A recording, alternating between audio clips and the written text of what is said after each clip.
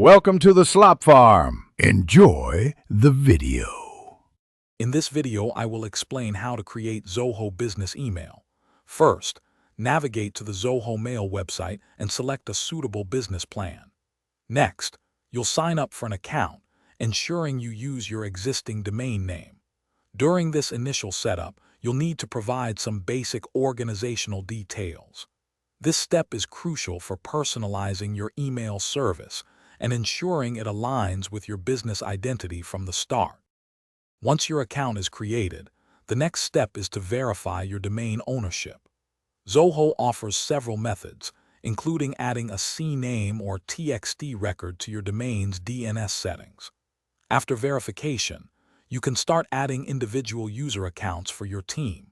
Remember to assign appropriate roles and permissions to each user, ensuring they have the correct access levels for their responsibilities. With users added, it's time to configure your domain's MX records. These records tell other mail servers where to send emails for your domain, directing them to Zoho Mail. Be aware that DNS changes can take up to 48 hours to fully propagate across the internet. Once propagation is complete, you and your team can begin accessing your new professional business email through the Zoho Mail interface. Now that your Zoho Business Email is operational, take time to explore its advanced features.